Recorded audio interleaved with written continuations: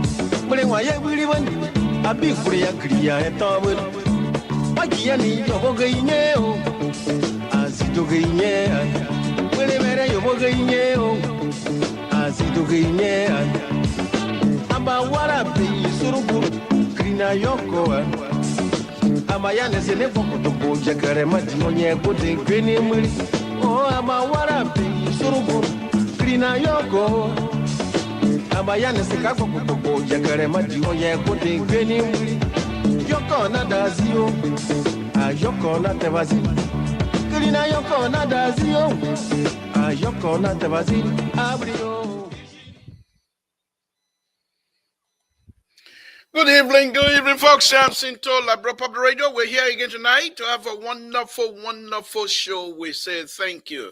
Thank you, Sissy and your family.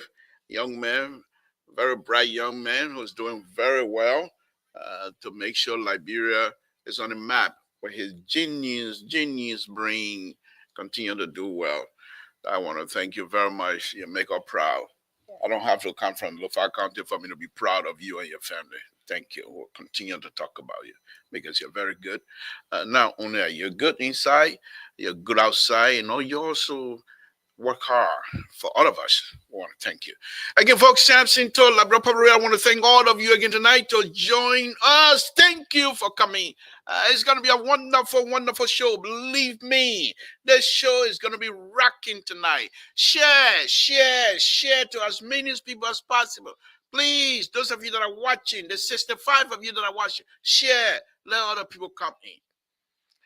It's a liberal show, liberal views, conservative view, of course, but we will checkmate you.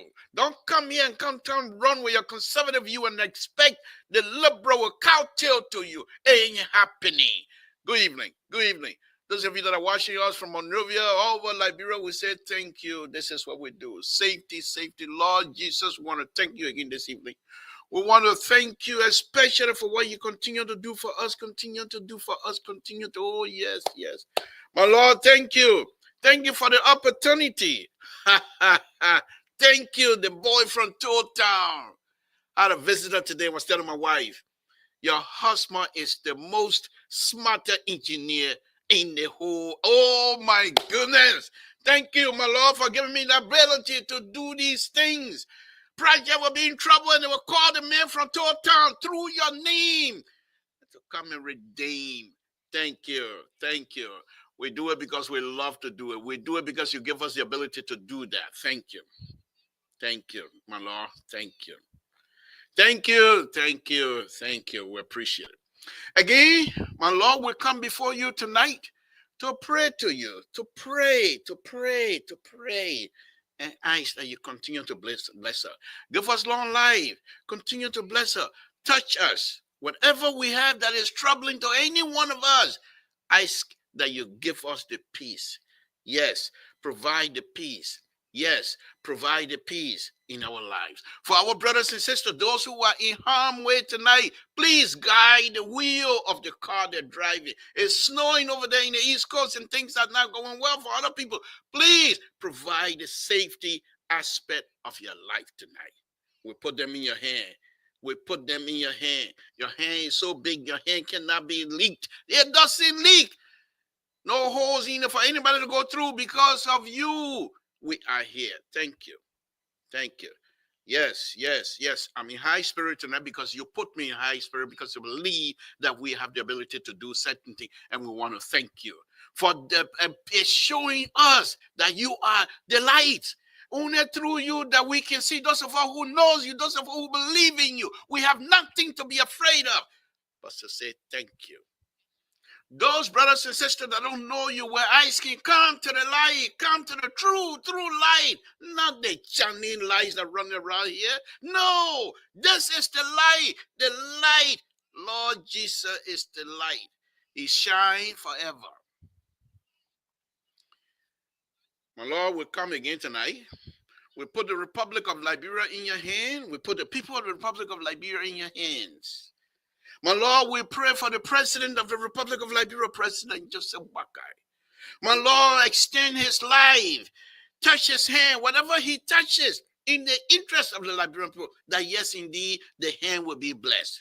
Whatever doors he knock in the interest of the Liberian people, yes, indeed, through you that the door will be open. We believe that, we know that, because you have him. You brought him to us. You're not going to let him fail. We ask that he continue to be blessed. My Lord, we got a long way to go, but we trust in you, and we know you have the ability to take you. Thank you. Thank you. My Lord, we ask that you bless the host country, the United States of America. In Jesus' name, amen. Let's go ahead. Good evening, folks. Share this video. Share it to as many people as possible. I'm here again tonight. Let me check the background to see if anybody has shown up. Okay, if you're sure you're on your own. The liberal is here. So quite recently, let's start the program. Folks, please share this on a very serious note. We pray, we believe in our law, and we pray sincerely because we believe that. We believe what we do here is because of him. So I'm asking all of you again, continue to pray for one another. Let's talk about the country, the Republic of Liberia. Very interesting place to live. Very interesting country. Yes, yes. Those of us that have been around for a while and have had the history, we listened, we watched, we saw. Thomas Bwede, 1968. Small little boy. Joined the car because I wanted to see. Small boy, 1968. Small, very small. I'll not tell you what year I was. I'll not tell you what old I was. I will not tell you what year I was. Maybe you think say what year I was born. I don't want you to know what year I was born. That's my business. That's not your business. But Thomas Bwede was there on the Thomas, on a very serious note. True story. They were sitting in the palace. They called it the Topman Palace. And where Topman they were sitting, there was a glass, a drinking glass that fell and broke. And young man, when they swept the thing, they allowed me to go there and swept the area, clean it. I was little, but I was so proud. When I was cleaning, I was looking at the old man. I said, wow. He was going there with his cigar, pull the smoke coming. I said, wow. That they Tomo man, everybody before I was born. That they Tomo man, they always talk about that they Tomo man. I see myself. So we've been around. We've been around. What is happening in Liberia is something to concern anybody who is from Liberia, or even not only Liberia, but somebody who loves peace. Like I believe many of you love peace. What is happening in Liberia that I'll be talking about tonight, it should concern you. It should concern you. It's a very serious business. So let me go on. So we're going back to Speaker Kofa and the fire. So let me start the process here. This is very concerning. According to them, they say here, phone conversation leak, Estridge, order to Capitol Arsenal attack. Go read it. It's on Daily Observer. The trial of several individuals, including Thomas Estridge and Eric Sese, the suspect of the December 18, 2024 alleged fire. Okay, so we'll move on. In his testimony at the Monroe City Court, Inspector ACP Raphael Wilson, the man who investigated the incident, said this investigation charged the defendant after seeing communication between Eric and the co-defendant Eric Sese. Yes, about the burning of the Capitol building on December. Okay, let's go on. When Wilson father testified that after the fire incident, the police and other law enforcement agency were immediately deployed at the crime scene and round up several employees, including Eric, who was at work before the building was burned. Let me read that again. If you want to doubt that indeed Liberia has some serious problem, let me read that to you again. Yeah, give me a minute. Let me read it to you again. Okay? Listen to this. Wilson, who is an investigator now, further testified that after the incident, the police and other law enforcement agencies were immediately deployed. They were not there before. They were immediately deployed. I will deal with the team step by step tonight. And people will soon come here, soon be coming here to kind of disturb me, but they will be in the background. I will put everybody in the back tonight until I finish my story. And nobody, I'm not tonight on, I'm not confusion business. No, tonight on, no friendship. Let me let you know. So anyhow, listen to this. Listen. The police and other law enforcement agencies were immediately deployed at the crime scene. At the crime scene. They were employed immediately at what's saying? The crime scene. Who has established that was a crime scene? We'll go through that. Listen to their words, their own words. That's not me who's saying it, that's it. Okay? And round up, they were deployed at the crime scene. And round up, they went there at the crime scene. They ain't ask questions. They ain't say anything. They ain't do anything. But they decided to round up. Listen to this. And round up employees, including Eric, who was at work before the building was burned. Is that why you're running off for? Is that why you're going to run him up? Because he was at work before the building still catching fire? Yeah, we on it tonight. According to Wilson's testimony, these individuals were considered as persons of interest. So, as Samson told, hey, if I were to be in Liberia and I were around the Capitol building during the fire, and they were going to catch me too to be a person of interest. So, anybody that around that building, but guess what? They're not going for anybody. All the thing I would be saying here, you're not hear anybody name from the minority black. You're not hear it. He claims that when the employees were taken to the National Police headquarters, so it seemed to me from our own mind, it seemed to me they were there. They were deployed at a crime scene immediately. When they got there, they decided to round the people up, and then they're going to take them to the police station. What basis they have now, my people? Because the people are walking around?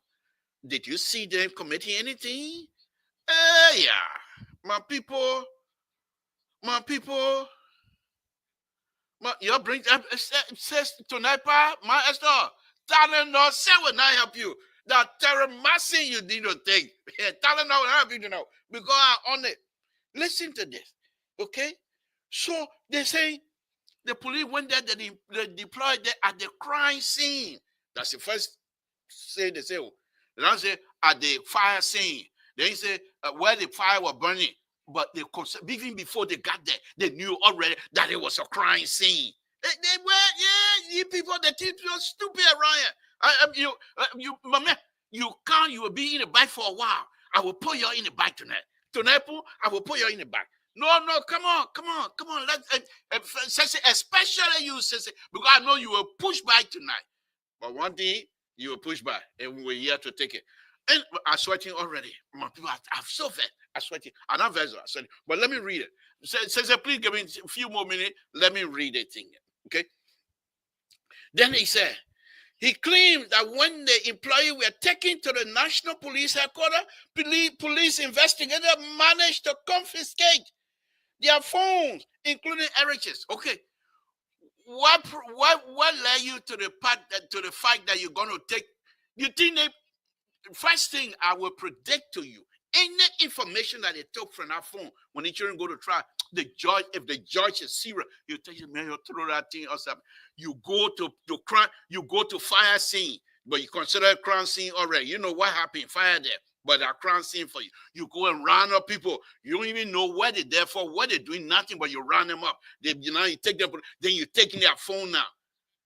You ask them to get a lawyer before you take him phone? You think like brother like your village? You think like brother have been that? This is what I keep saying. But we'll deal with it. What the? Oh my goodness. You see, they put in their. I'll be careful that CDC and our CDC police. I would say they put their foot in their mouth, but you don't take party. So they put their finger in your mouth. You don't take party. You don't put your phone in your mouth, but you're putting your finger in your mouth. Something too. I know what I'm doing. So let's go ahead. When Wilson testified that while checking Edred's phone, they discovered what gave you ground to check the main phone. Have you had any kinds of, you're the lawyer, you can't help me. Do you have anything from the court to check somebody's phone? Or you think because you got what gave you ground now? What kind of thing you got from the court? What the people said you can get from the court before they check your thing? No, my Esther, no juice here tonight. Allah, everybody gone. They're going to buy some more juice. The baby gone with them. So they come in. So I got to get myself ready so that when the baby juice come, my Esther, I will be happy to get on it. But let me go on. One Western testified that while checking Eric's phone, they discovered that he had earlier communicated with Eric regarding the burning of the building.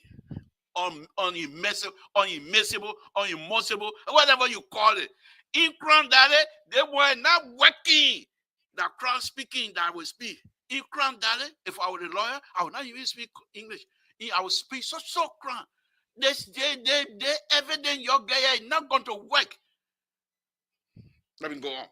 We gathered the information about the burning of the Capitol building from the telephone of Eric, as well as cell log between where gave you right now, where people you got to do this thing. Let's go ahead.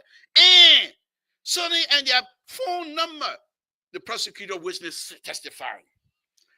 Prior to the alleged discovery, Wilson claimed, listen now, that the investigator had temporarily released Eric and other persons of interest to consider whatever. But after the notice from Eric's phone that the incident, and not crime scene again, incident, it was how they decided to arrest Eric, who were at home, who were at the house. A house belonged, let's see, a house belonged to embattled Speaker of the House of Representatives, J. Franti Kufa, located behind. Okay, we'll leave that one.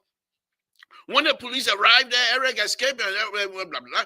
Prior to that, Wilson testified that on December 18, 2024, at about 5:05 something a.m., several employees, now you can tell now, this is a part I want you to listen. I'm not a lawyer, but I play one on TV. They're questioning the lineup. Says when you come here, I want you to play the role of the police. Says when you come here, I want you to play the role of the police person who testifies, police witness, so I can question you, so you can see my lawyer, the way I can prosecute cases in court. My banana and sardine court downstairs that I play, I can do all myself. But let's go on. So he said several employees and maintenance staff, including James Monuba of the Capitol building, arrived at the premises and began to open doors to the representative wing. When Monuba has access to the building, he started to open each of the doors from the east of the Capitol building, meaning between the pedestrian gate and the gate facing the University of Liberia. I'm describing it as a way so you can see it, where there are two doors, according to Wilson's testimony. He said one of the two doors is not regularly used. Therefore, Monuba managed to open the door that was regularly used. Thereafter, he began to open the remaining door. Okay. After Monuba has accessed the door, Wilson claimed. Now he's talking about himself now. Monuba finished opening the door, but listen, where was he? The policeman, the man who went to the Capitol, before he knew everything, but he knew that was a crime scene. And before he knew everything, everybody around there, they from the minority black, but they were all suspect now. Let's go ahead. Listen to what he's going to say. Wilson claimed that Monuba, quickly moved to the speaker wing. From there, he opened the main gate, precisely the gate or door where the speaker vehicle usually parked. When the door was open, Wilson further testified that he saw defendant. You're lazy today. But what kind of place? You don't take it serious. Listen now. He said when the door was open, Wilson further testified that he saw defendant Eric. Now, Wilson told us that he was one of those security officers that immediately deployed. I know when the door was opening at 6 o'clock in the morning, the fire started. The fire started. The fire started. But they're not serious, man. They're not serious. But let's go ahead. You know, when you do this kind of thing, God can move from behind you. God can expose you. But let's go ahead. Was the father testified that he saw defendant Eric Susie, and at that time it was between 6:20 to 6:25, 6:30, and they greeted each other. Now Wilson now, okay. Later, Wilson alleged that Monuba left and went towards the pedestrian gate, where he was having interaction with one of the janitors who was sweeping the yard. This is why I don't want I will not laugh. I want you to listen to this one. It was when the defendant, according to Wilson now, surreptitiously, maliciously, enter maliciously, enter mysteriously, enter whatever man, what that total English. What wrong with you? Okay, okay. Enter the building with the gas. The oh yeah, that the kind of thing you will say in a courthouse, and then throw you and your prosecutor out. You listen now. He come and say the man come and get gas. Okay, after he mysteriously enter the building with the gas and the matches. Oh, he saw all that. He saw the man with gas. He saw him with matches. I said, I'm not gonna laugh, but this is funny. This is ridiculous. This is ridiculous. Ah, my goodness. Okay, let's go ahead. Building with the gas and matches. Moving up on the third floor as well as the fourth floor. And you see the men doing all that one. You don't stop him. You don't call police. You don't call anybody. You yourself, you police officer. You don't say anything. Okay, let's go ahead. And let the fire, after spraying the gas, which guarded the building, thus damaging property value at more than 8,600,000. I thought they said the senator said he want $18 million. The Liberian National Police in an earliest report linked the defendant, but you can go on and read it. These are the people, ladies and gentlemen. I submit to you. I come in to do my closing now. My people, I come in to do my closing now. That Moria said they call we in, and the jury, all of them from Town. I come in close as a Town lawyer. My people, they put in man who you're finished talking here. That gagba you were swallowing, or that tabagi you were eating. No, I don't want. Or the fire go with Pamada you were eating. Where are you talking about? You policemen, you saw the men with gasoline entering mysteriously, superstitiously, whatever stitiously he got. All that one he entered, you said nothing. You saw the man with gasoline. You saw him with a match, and you asked him, man, where you carrying the thing? We got problem here. Where you going with it? You asked that question. Then you say you saw the man going on the third floor. He wasted gas. Then he went upstairs on the fourth floor. He wasted gas. Then he let it come by and let it. But you gentlemen, ladies and gentlemen of the jury, of the Republic of Liberia, you guys are so faithful. What you think the man say he's telling us here? That case, folks, is this a kind of case? Say, please join me. Please join me. Please join me. This is unbelievable. The way people behave in our country, that's something on a very serious note. You know, I laugh and make fun of this thing, but it's very serious. It's very serious. International community are watching. Investor, we cry for investor and everything. They're watching. Look at this. Look at this, folks. I'm talking about this building. On the far left, 1962. Now, what is it? 1950? What is it? 1949. They were building it. 1949. Our 25-year-old. Look at it. They're on fire. Now you tell me now. You see the smoke coming out of there? Does it look like a smoke of a gas? The man, one man will carry. You think he carried 2 gallons? What is this? What is this? What is this, my people? Why do we do this to ourselves? Okay? These are the kinds of stuff we talk about. Why do we behave like this to ourselves? Why do we behave to ourselves like this here? This is something we do all the time, and you will have people, instead of trying to find out exactly what the issue is, they're not going to do it. This is the fire. I will go through the line. Sister Goya, if you have the time, please join me and defend this thing up and really push back on me here tonight, because I think I'm talking too much tabata right now. Please join me. Y'all help me. Let me go on. Say you are an electrical engineer, not only a mathematician, but you're an electrical engineer. I'm going to throw something else over there. Look at this here. Look at this. And they were in the stuff that I was reading.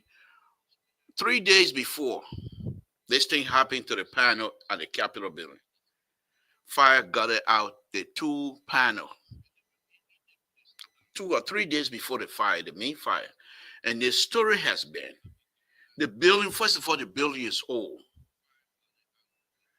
These people, they don't do maintenance.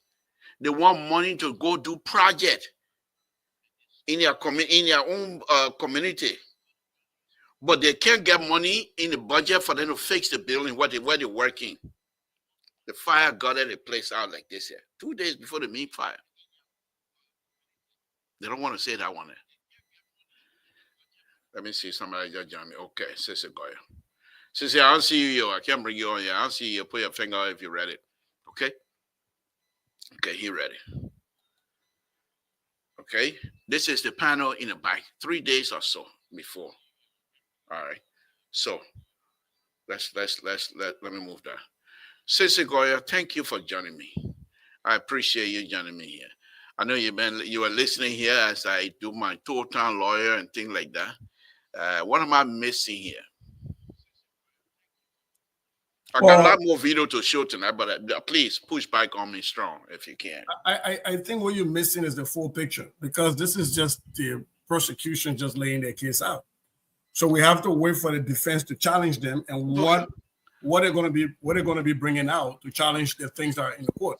Okay. For example, your reading of the Daily Observer, right? I think I hope you were just joking, because if a government witness on the stand saying that at the crime scene, well, he's saying that now because it has now been declared that there was a crime. So now that is a crime scene. He wasn't saying that the day it happened that it was a crime scene. Okay. So when he's talking about that particular spot at this point, because the people have been charged, now that is a crime scene. So he had a right to say when we were on a crime scene, because the Justice Department ministry has determined that it was crime committed. Okay. So I don't think he was speaking retroactively. He was speaking about the fact that now we've declared it's a crime. That was a crime scene. Okay, thank you. That's my total. But let's go back. Let me push this one on there. What's about the statement he made that money around 6 something? He saw the defendant with gas and matches going upstairs. What you got? How you going to push back on that one, see? So, well, again, that's why I say we wait for the defense, because again, when a crime is committed, people go back and start to think about what are some of the things that happen that we can look at as a connection. So ordinarily, seeing somebody walking with a gas and matches, maybe they use it usually in the building for stuff. I don't know. For me, I would have hoped that a police officer, if it's not, he is a police officer, by the way. No, I'm not saying he's not. I'm saying I would have hoped that a police officer, if this is not a routine experience, will ask a question, what are you doing with the gasoline? Unless that is a routine experience in the building. But here is my thing. He's saying that he saw the guy with gasoline and the building gets burned. And they're connecting that to gasoline fire. I will, of course, consider that person as a person of interest. Yeah. I have to see what the defense lawyers are going to say. When you saw him with a gasoline, did you see somebody else with gasoline? It hasn't been determined that this was a gasoline fire. We have to get there. Right now, we're looking at a prosecution case. Okay. And so unless we can see what evidence the defense is going to push back against, like you talk, like for example, the other that was here, we were talking about the torture. I want to see if the defense will move to make sure that anything obtained out of with this kinds of case, you think our Samson can defend the guy here easily? Well, anybody kind can. Of case that I just read to you from anybody can. Don't forget, Joseph Walker has now appointed more than 10 people as judges. So the judges that are there have been there since George Weah time. So, that's a fact. What? Am I lying though? Am I lying? Am I lying? Am I lying? That's the point. Goya, let me do this here. Let me take a commercial.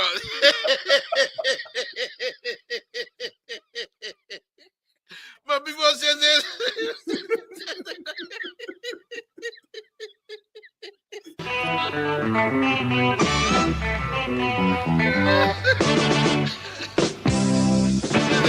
Vive.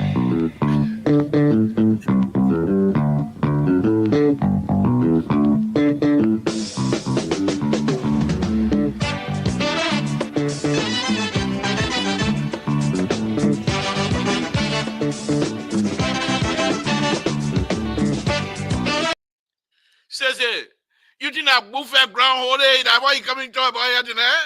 I'm just saying, saying, show me that I'm wrong. That is not a fact. That is a fact. So, It is.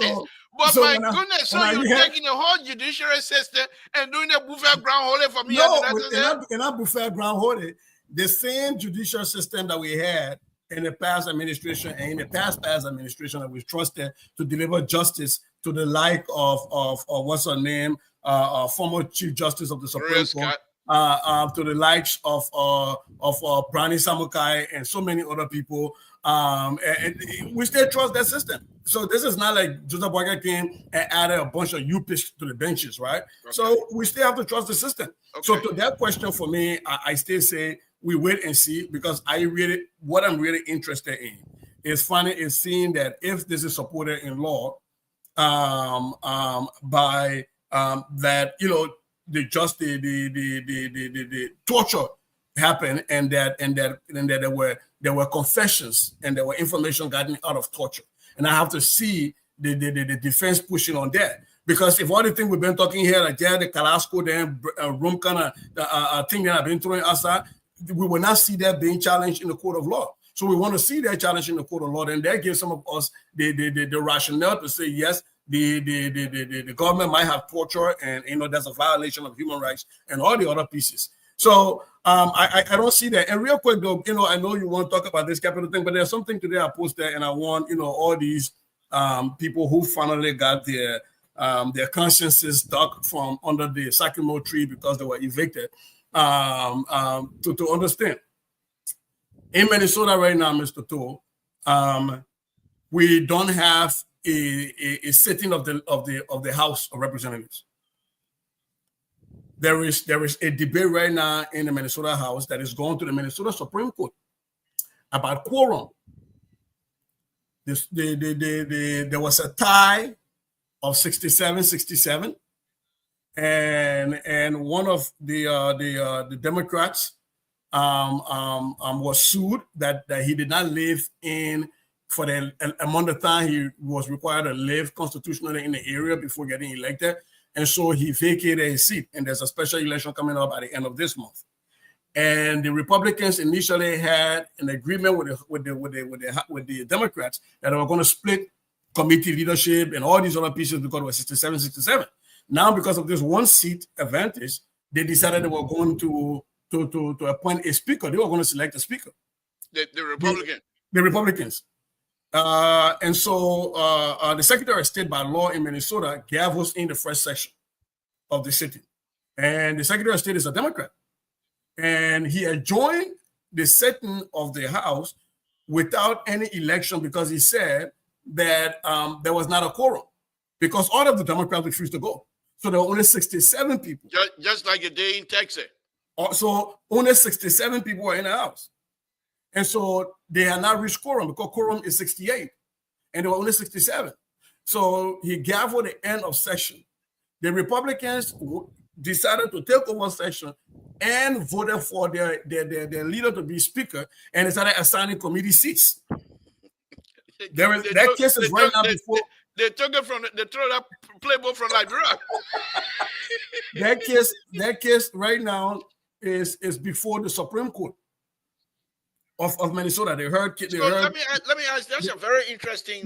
So just real quick, and they heard that today. There are two things here. Number one, what constitutes quorum? Number two, who is the speaker? And do the Republicans have the right to select a speaker? And then last but not least, the Republicans are considering not paying the Democrats for the time that they're away from the Capitol. And that is being heard in the Supreme Court in Minnesota. So today I posted on my Facebook page, I said, I hope all of our lawyers then from Liberia that got their degree then from how to call it, I probably can go get your fake paper then from World Trade Center. I hope they're listening because the Supreme Court is hearing the case. But let me ask you this. You think not the Democrat, but the Republican can argue, we Republican has 67. But the fact that this man who close he was there, that made it 68 quorum. Can they argue that? So that's the point, and that's the argument they had. And so today the question was asked to them whether, because when they're calculating for quorum, they asked them today, can you pass a budget? What business can you do if you don't have 68? Because you need 68 to have a quorum to do any house business. But they had 67 and they elected a speaker because they said they have majority. And so the case. No, the question I'm asking, the guy who was presiding, will he not be counted as one of this to be 68? No, because here was the other question. If somebody dies in the house and we were tied, can we now say, oh, all of a sudden we are the leaders, we get majority so we can rule their way? That was the question I was asking. And he said, no, because if you cannot do that, then why would you do that in this case? But the bigger question, the bigger thing I wanted people to get out of here, all those people that were arguing that this case should not go before the LeBron Supreme Court, blah, blah, blah, all the other things, right here. Okay. It's been heard. The same two situations being heard. Let's get back to Liberia. Thank you for that example. And I think this is one of the reasons why many Liberians follow American politics from time to time, because this is a very interesting dynamic that is happening in Minnesota. For me, the difference here is perhaps the Supreme Court of Minnesota most likely would not give some sort of a bogus and so difficult to understand ruling. I think they will be specific, and that's why they're asking these questions, so that when they do their ruling, that hopefully will be clear. Not like where the ruling in Liberia, everybody was interpreting it the way they see fit. But I think, though, Mr. To, I think that is not fair to the Liberian Supreme Court, because even when you look at one of the executive orders passed by Donald Trump, the one affecting gender, the one affecting gender. Yeah. He said that because the Supreme Court had ruled on that, but the guidance from the then Justice Department on the Biden was different. They had interpreted it differently, and so the guidance that was sent out was what was being implemented. He, in the executive order, said that his Justice Department has a different interpretation of that ruling. That is the reason why they're going to carry it differently. So Justice Departments have always had the authority to interpret, because you have to enforce. You have to interpret a ruling of the Supreme Court and enforce it the way you see it. So it's not just in Liberia where these ultra virus come out. They come out in America. We're now seeing it under Donald Trump, where he's saying that Title 9 and Title 10, as interpreted under their ruling from the Supreme Court, the guidance given by the Biden Justice Department was not what they're going to go with. They have their own interpretation. Thank you. Again, folks, if you're listening, my sister Goya is here tonight to help push back on the liberal, and we'll do our best. But let's get back to Liberia. The fire, I read the trial here, pretty much the trial they're having. But few days before that, this happened, and I put it up earlier. And the fact that you are not just an analyst here, you're also an electrical engineer. What do you make of this? Two or 3 days before the major fire, you have these kinds of breaker fire that almost got the building before. Do you think, or you don't want to jump to that, do you think this thing might have had some sort of an input into the starting of that fire, or you don't want to get into this right now? Well, and so it is plausible. I'm not naive here. It is plausible, right? But that is where the argument comes out in court, and that is where the expert witnesses will have to come out to either say on behalf of these defendants that, hey, we'll look at this and we'll look at the cause of the fire, and this was electrical. For all I know, it could be Jamaica got drunk over the wrong broomstick and fire caught over there. I don't know, right? Okay. So anything is plausible. It could be like me.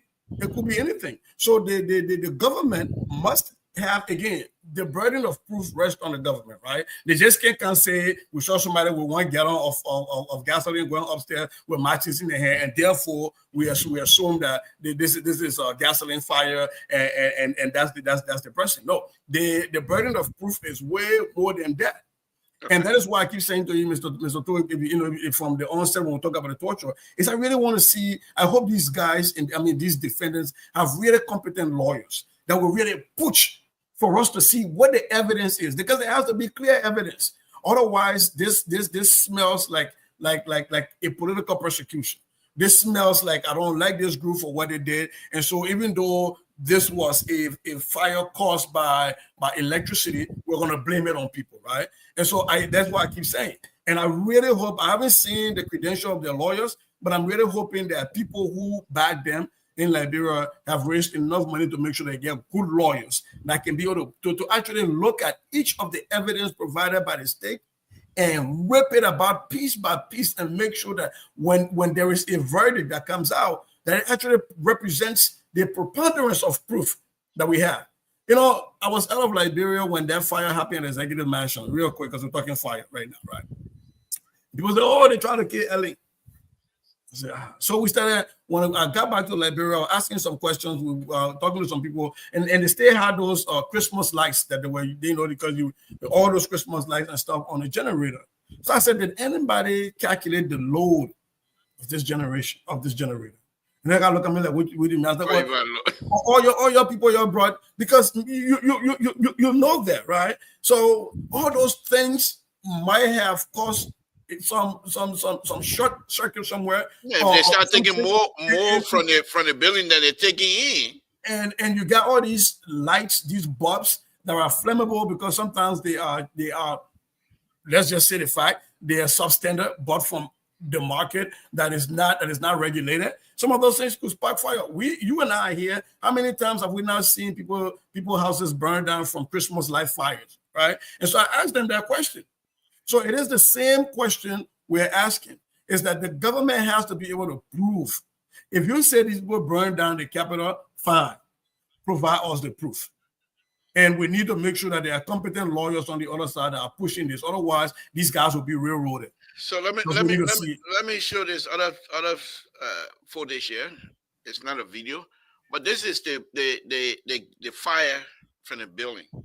Now I don't know what the makeup of the materials in our building is that will give this kinds of smoke, but all the Chinese plastic thing together. Yeah, exactly. But a smoke like this, and this guy is telling us this one person was carrying gasoline and match, and to produce this kinds of smoke with this kinds of fire coming out like a sun god or something like that. That is something that I want you to see if you can give us a little speculation here, because that's what I do. I'm very good at that. Any speculation from your end? So me reading that, didn't read it as that is the only quantity of gasoline that was used. They're saying that they seen him with gas. Now, whether that gasoline was in addition to others that were already there, or that was the beginning part of it, they haven't said that. And again, that's why I keep saying I really want, when the defense take over, to really push this.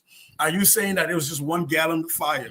And if it is not, how many gallons, and where do you think that will come? When fires happen here, investigators go and they will tell us what was the accelerants, where it started from, right? Because you're right, you're looking at that plume of smoke for that fire. I don't know. I haven't been to the Capitol in a heck of a long time, so I really don't know. But I imagine, just like many things regarding Liberia, substandards and made out of plastics, and those things can be highly flammable. We don't know. We don't know if all of the refrigerators, the people keeping their offices and everything, their heaters, portable, what are those all added to the flame? We don't know, because here's another thing. If it was an electrical fire, then you have all of those way by S-Basket refrigerator they buy from the Indian mainland that nobody tests or anything. They got all around those places. Those things could all spark a more fire. So that gives the possibility that this might be an electrical fire. That's why I say anything is possible. It is highly plausible that this could be electrical fire. It is also highly plausible that this could be fire from gasoline and other accelerants. I just want to see the evidence get challenged in court, and that if the state is going to get these people convicted, that we all know truly based on the evidence that they are convicted. I hate to see railroaded, and that's the reason I keep saying people who really are on the other side or not on the other side or really are for truth, like all these pressure groups that were out here writing and all this stuff. Now is the time. Now is the time to really pay money and get competent lawyers for these people to push back and try to make sure that the government shows her hand, and make sure that if we say that it was beer they drank, that you can prove beyond all reasonable doubt that there was beer and it came from Club Beer Factory and it was bottled on the 7th of this day. We have to know that. Other than that, but do you think even if we have the best lawyer, and do you think we have the capacity in Liberia to be able to produce that kinds of a clear-cut case that will at least get people to understand that indeed Liberia has moved forward and we're not back into the Sasugu day? Do you think, or we should just leave this thing and go to Lofa County, talk to our brothers and sisters to see if they can bring lightning and thunder in Monroe? Those who are responsible. I can't tell you one to our the people want jumping up and down what they buy the video to tell them to it. Because if you mess with people, go and call, they say, okay, I'm going to Lofa. That the first thing the mail tell you, say, I'm not looking for anything. I'm going to Lofa, and when I come back,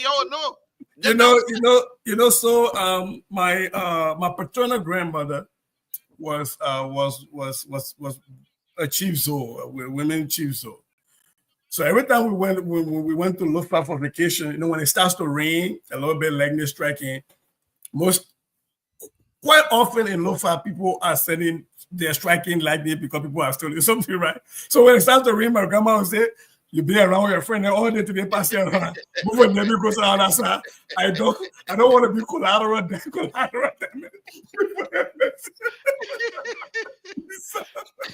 So it's that same thing. But let's be, back to seriousness. I might be naive, and maybe I just want to believe in Liberia. I think this is an opportunity. This is an opportunity to show that the rule of law and that innocent until proven guilty, and that my guilt is by the preponderance of the evidence against me, and that I have the right to face my accuser and question the evidence against me, and that I have access to competent lawyers. I think this is a test for that.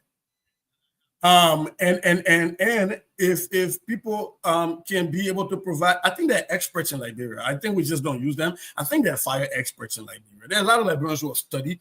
For anything, if you have the former fire chief, or other people that have served the Liberian Fire Service who know are qualified, there are people staying in Liberia. I just think that we are lazy most of the time. We don't spend the money to get these expert witnesses to come back and challenge some of these evidences, and that is the problem. So I will hope that this is a case that becomes a case study, or these cases become case studies, and or become the watershed moment when we started to turn and bend towards justice for all, and that somebody might be guilty, but if you don't have the evidence to convict them, they have the right to walk free, right? Just because I think you're guilty in this country, I mean, O.J. Simpson. Just because you think I'm guilty, if you can't prove it, you can't prove it. I have to walk. If the gloves doesn't fit. If the clause doesn't fit, you must quit. And so we don't have to be hasty to say we have to right now, today, find, solve this problem right now, today. So let me bring you in on the from the political landscape of this whole case here.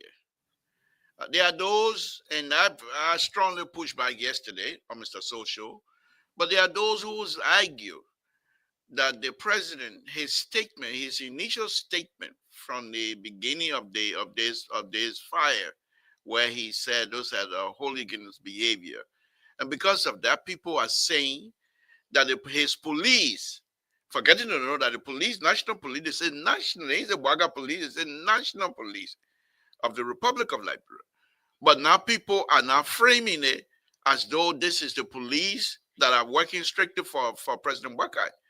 And they're saying because of this statement, the initial statement that he made, and now that statement will now be used to somehow allow or guide the police in the investigation process. What do you make of that kind of argument? Please help me out. Let me bring in Terry here. Thank you. Go ahead. You said it's politics. So for me, when people speak politically, I then I have to look at it through a different lens, right? Because most times politics is not logical. It's just, what do I say right now to attract the more ears? That's what I'm going to say. I'm going to be the most obnoxious person that Marjorie Taylor Greene to say the most dummy QAnon thing and just get traction, right? And so for me, when people say those things, but to the extent that we have to look at it logically, why is it that you had a police force that largely remained intact? As a matter of fact, the last government was accused of recruiting a lot of Sabu unit people and putting them in the police force. We haven't seen a recruitment to the police force yet. Maybe I might be sleeping, but I haven't seen that. And so the Bwaka administration came in, and all they changed were presidential appointees, not the ranks and file of the police, not the people who do the day-to-day investigation, right? And so if you're telling me that you trusted those people back then, and they were competent and qualified to carry on preliminary investigation around the death of the auditors, and when former President Weah said that the people were having sex on the beach, that's why they got killed, right? And the police still was independent in their mind, in all of our mind, in investigating those. How come now this police all of a sudden will become hyper-partisan just because another president said hooligans? And by the way, what people are forgetting is to put that in context. The day before, they have been throwing of stones and rioting and everything. Those are acts of hooligans. And so when the president was speaking that, but let's come back to this thing, what people are trying to say, this is this person police force, this person Justice Department. I think, like I always say, Liberians are good at copying and pasting. That's the American, that's the MAGA thing, the Biden White House, the Biden Justice Department is against me, they're after me, the Biden FBI. So now our people who can copy and paste without giving credit to other people because we are really good at spy. And so now they're not spied on and they're taking out the Bwaka police. So just within in 1 year time, we have managed to move all of the police, all the people that are stopping traffic, are collecting evidence. We brought Unity Party people in. I think that is beyond the pure. But again, it's politics because it's not logical. And quite often, a lot of people that say that, I've said that on this platform before, if I don't have respect for your ability to be close to truth or your ability to reason concretely, everything you say, I can look at you and laugh because I know some people who have told us before that George Weah had won the election. They brought out data, they circulated some pie chart that didn't make any sense. They came out all kinds of stuff, and then they get run away. So when those people say stuff, I don't listen to them because I'm a math person. I'm going to say that every time. I follow patterns. And if the pattern is that you have a restraining order between you and the truth, anything you say to me, I don't think is close to the truth. Thank you. Let me welcome Terry Collins. Thank you, Terry, for joining us. Victor Nabwe is also here. Thank you very much, Nabwe, for joining us. Let me bring in Terry. Mr. Collins, thank you for joining us. Anything on your plate, or perhaps you've been listening to my beautiful, beautiful orator tonight, and perhaps you want to respond to that, and then we'll let Nabwe chime in. Well, thank you again, and good afternoon to all you guys on the panel today as well. I was just looking at some of the things you have playing your video and the pictures that just started coming out after.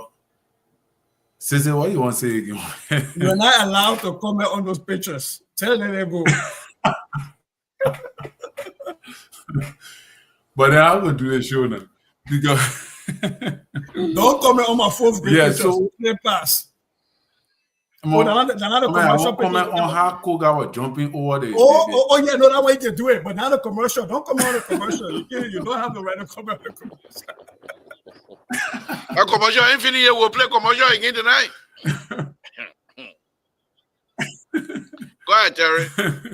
No, your commercial part is correct, man.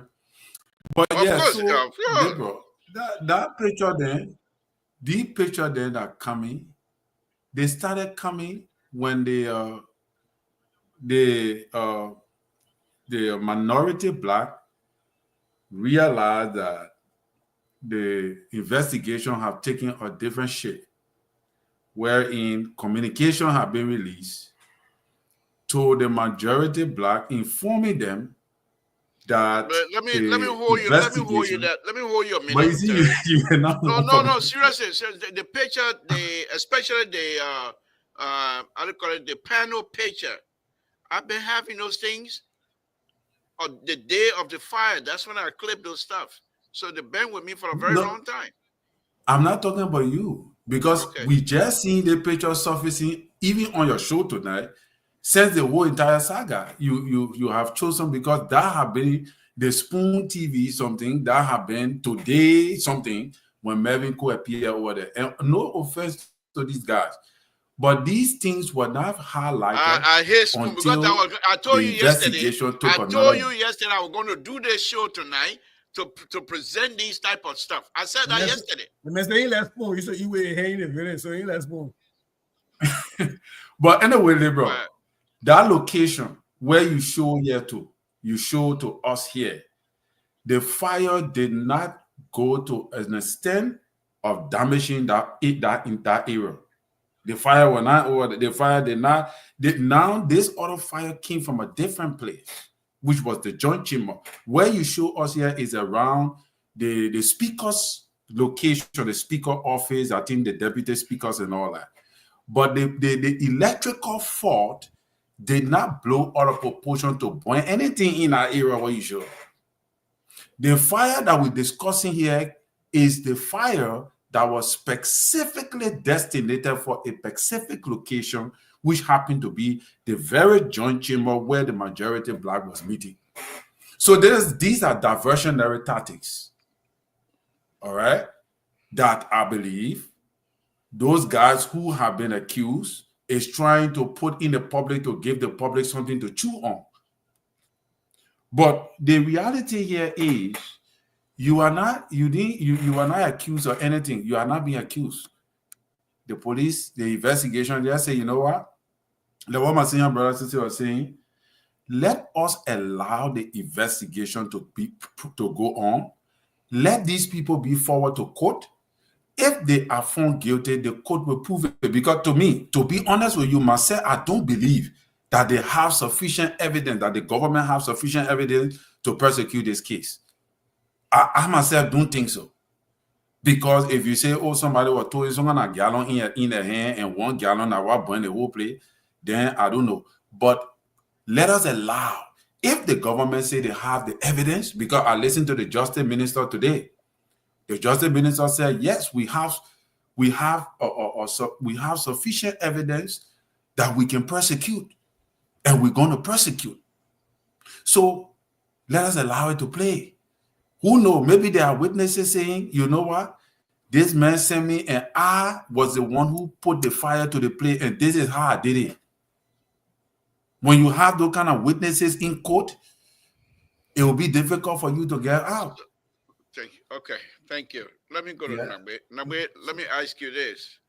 I don't know whether you have followed the show from the beginning, but I'll still ask this question because you're an educated person, very smart. So these kinds of answers should not be any problem for you. Is it because I come from CPP or?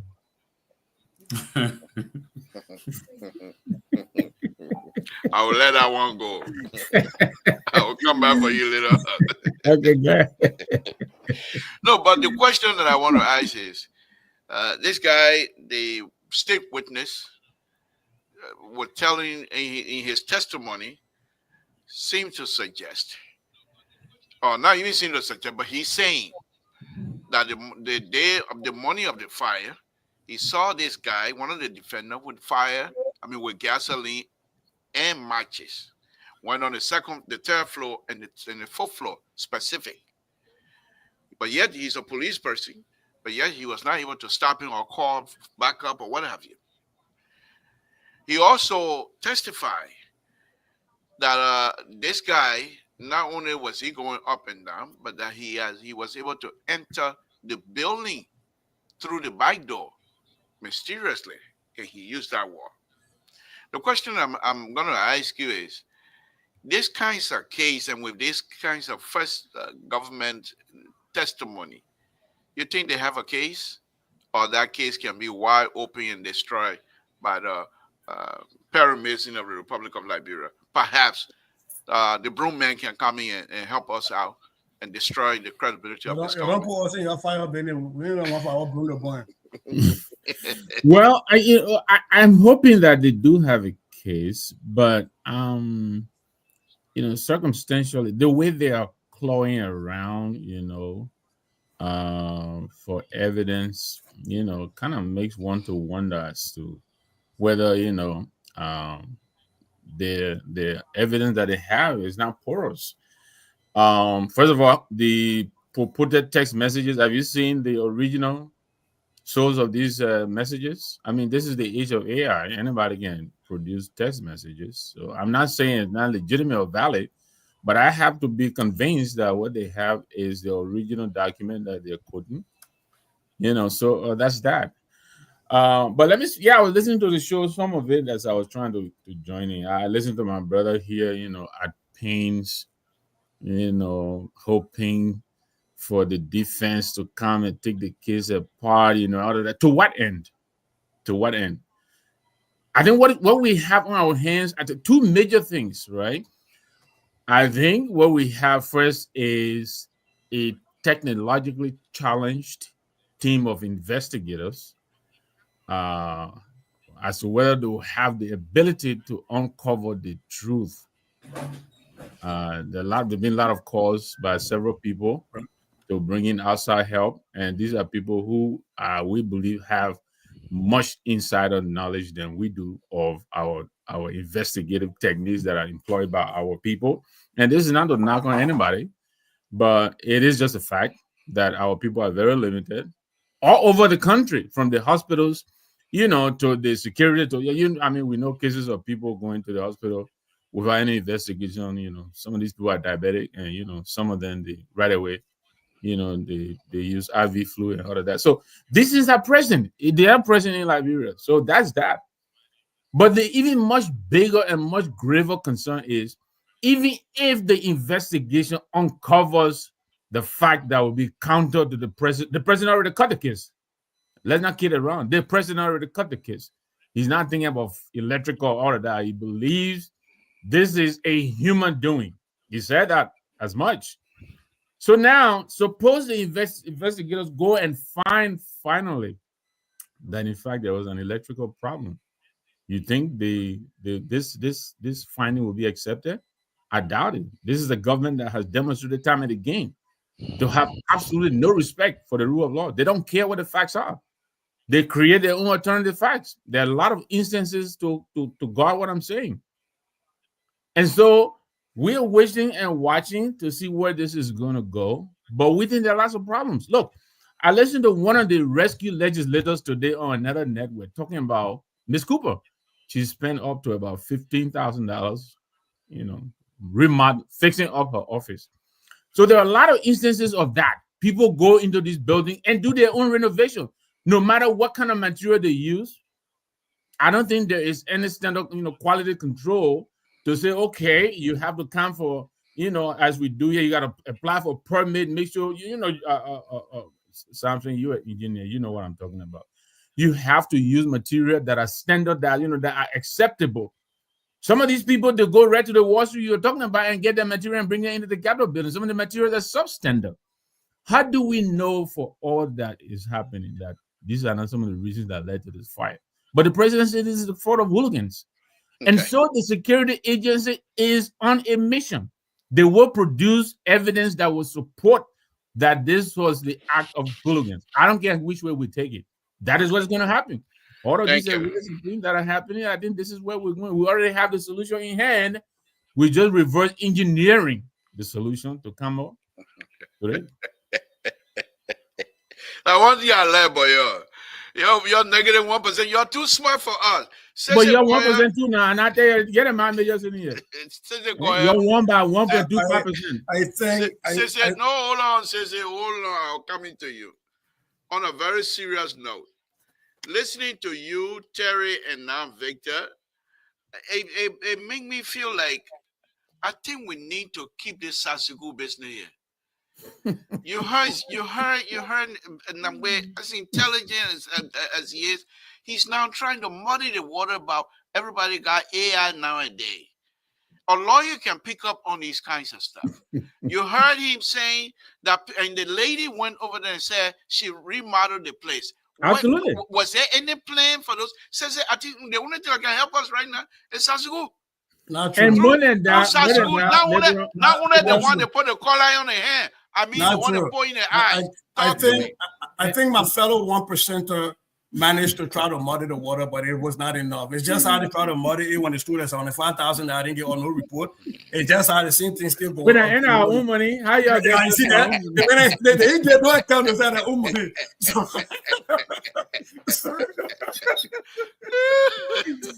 again, folks, if you're listening, Samson told La Propaganda Radio, again, I have with me Victor, I have with me Cecil Boy, I have with me Terry Collins here this evening.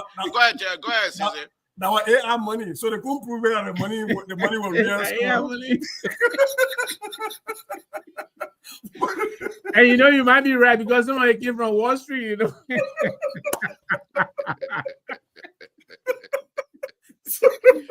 Oh my goodness. Okay, but look, I like to pick up my brother because you know that is 3 Hebrew ball money. Yeah, I told you how I know Mr. Nagbe, right? So I like to pick on him because he has that chemistry brain and he brings it all in. But look, he struck some point. I know he was trying to, because he got a political bend, so you have to put some stuff on it. But I think the issues of investigation was what I spoke to, right? And that is what I'm saying. Mr. Nagbe has a point, for example, but please note also that there are qualified people out there that can be able to tell the footprint of AI, right? And so, for example, talking about late gig, me and some of my crew were doing here, we train AI. Right? I train AI in doing math. That's what you do. You train AI in language model. There's some language model AI that we're working on. We're training them. So you can be able to forensically find the footprint of AIs, right? Now, the problem becomes when a defense go and say, what is the validity of this? You now have to have some information to throw mud on the validity of that chat, right? The government now has to also now spend money to make sure that they can bring in experts that can forensically show the footprint or the fingerprint of AI in there. Mr. Nagbe is right. We've seen some purported text messages, WhatsApp messages during election times that people create in other people's names and they try to put it out there. Right. And so that is going to come to play in here. I'm hoping that with the amount of money that's being spent behind the NSA by America and the amount of trainings that are going in there, that they have that ability.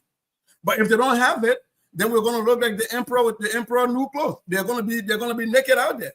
And that is the point I was making about the absence of technological know-how. The only thing I want to push back on though is that Mr. Nagbe is speaking as if he's seen all of the evidence already that the state has, and we don't. Right? We don't. So this is the beginning. And I've seen cases where people start with the lowest hanging fruit that they have as far as their evidence go, and then they build up and they bring you their trump card. So we don't know. And that's one of the things I'm saying that I am waiting, because there are two things I'm waiting on.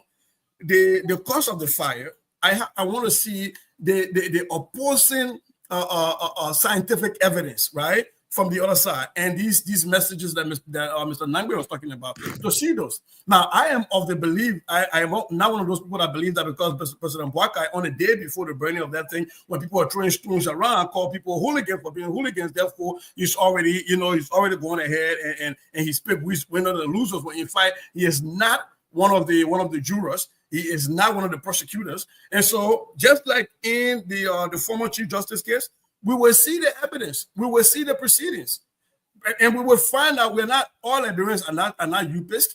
All Liberians are not seditions. There is a lack of you, Mr. Nagbe, that will be able to look at all of the evidence at the end of the day and say, well, this was a miscarriage of justice, or this was actually justice. So for me, I don't want to be like what you're accusing the president of, to take sides right now. I want to wait. That's why I keep saying I want to wait. Even when I talk about torture, I say I want to wait and see, because once the evidence come out, I can say out here that was a miscarriage of justice, or that was not a miscarriage of justice. Now, remember one last thing, and I'll be quiet real quick. There were some people, some of our own brothers that spent a lot of time in jail. That up to today, people say there was miscarriage of justice, and I am one of those people who believe that they were railroaded. Remember those Grand Gideons that Madame Salif accused of attempted overthrow, right? And there was this kind of a thing that looked like a kangaroo court. I'm hoping that this government cannot get in the business of saying it happened before. Send Joe, we are saying it way before it didn't happen. Send people didn't want it didn't happen. We can't do the it happened before. Because if we're doing it happened before, then let's just get kings that can rule forever. There's no reason to have elections to make changes if we would do the it happened before. So I'm hoping this government does not fall in the it happened before. Be transparent. If you lose the case, you lose the case. For me, I would rather some of these guilty people go free because of a mistake than to put innocent people in jail. So if you lose the case, you lose the case, but be transparent. Bring out your evidence. And I want to believe that Councilor Tua will not be prosecuting cases if he didn't believe in the strength of his evidence. I just want to believe that until we can see it. Thank you. Terry, before I come to you, let me play this video here. It's about the fire, and let's look at it.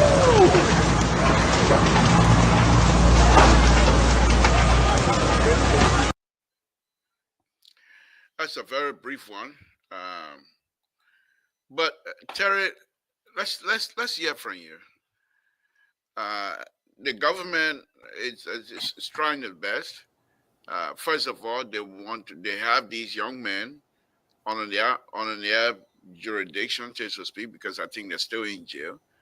But yet still they are trying to have the big wig conversation with the big wig. Let's put it that way. Is it necessary to have conversation with the likes of the Flantikova, specifically minority bloc? Is it necessary for the government to even go that route? Do they truly believe that the like of Flantikova, Dixon, Sibo, Abu Kamara, the double dipper, do you think they truly believe that these people have it within them to try to sabotage their own building by burning it down? Mr. So, crime can be committed. Let me say, Mr. So, liberal. Crimes can be committed based on the cause. You know, somebody today can be a person innocent of nothing, but one day just woke up and kill their wife or their husband, killed because of the information they receive. So you never can determine when a person will have the mind to commit a crime until the person is pushed against the wall above the limit of restraint. So you can say, you just sit down in one little shop and say, oh no, man, I think that man can commit a kind of crime. No. You never can underestimate anybody in life. You don't know where you can push somebody to the point where I have seen somebody kill somebody just from soccer game. A person who have no criminal record. I knew another Peking that we grew up together who killed his own uncle. He killed his own uncle in the yard. Somebody who never had murder record because his uncle made him angry. So you can never tell when a person can move in to commit crime. But there is something the government, I want to give the government credit today. These are the things that we want to be seeing happening. The government, I want to give the justice minister credit. I want to give the police credit. The police spoke for the first time. Gregory sent the spokesperson of the police, which was a female, to Mika there, and she spoke to the journalists, to the press, and she told the people that have been accused of being tortured, there was nobody that was tortured. There was no torturing that went on. She clarified that. All right, and she said it, and she said people are being called for personal interest. Being personal interest, it doesn't mean you are a suspect. You're going in and they're going to cross-examine based upon the evidence that they have. You were earlier talking about why the people can call the majority black. You are not an investigator. Investigator, from what I read a little bit, because I'm not an investigator as well. They follow the evidence. They follow the lead of the evidence. And the same thing the justice minister was saying. You can just jump on and say, okay, majority black, you come because it won't be fair. So we'll put all of y'all, we'll make all of y'all to be personal interest so the people can say we fair. No, that's not how investigation go on. Investigators follow the trend of the evidence, the lead. You know, that's how they do. So by you calling, even like Mr. Victor was talking about the lady was being honest today. And I was expecting them to, the way they wanted to twist the lady to feed into the propaganda. She didn't go that route. She didn't go that route. She said, look, I myself, I'm shocked. I'm shaking. because this have never happened before. But I want to believe that they are not wish hunting me because they want to find out maybe there is something I will say that will corroborate with the evidence that they have. So why can't we trust the system? You know, as here Mr. Victor talking about his AI technology, investigators know the difference between AI technology and real text messages. More to that, we must understand that they have witnesses in their custody who are speaking. You don't know what the witnesses are saying. Honorable Kofa, his statement today on Facebook, again, these guys love to implicate themselves. Melvin Cole himself today.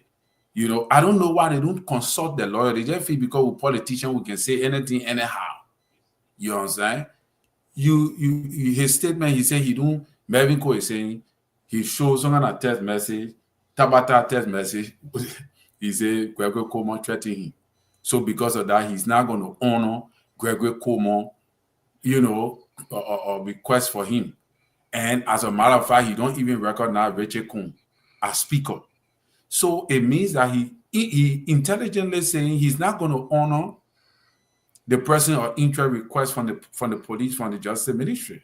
You see the kind of problem we're going to. Then Honorable Fonati Kofatu on a statement on Facebook is saying that he, from what I read, he's not going to honor the request from the Justice Department or from the police. So where are we going? You understand? Where are we going? I saw another one on a different page that he said he will cooperate. Though there are two different ones. Funati, I saw the argument quoting him that he will cooperate. I didn't go to your personal page. Yeah, that's yeah. So but let me come to you. Let me come to you. Let me come to you. Let me frame this. Let me frame it this way here. We're talking about Liberia and Liberians. We're talking about a country where Romans is the radio station we have.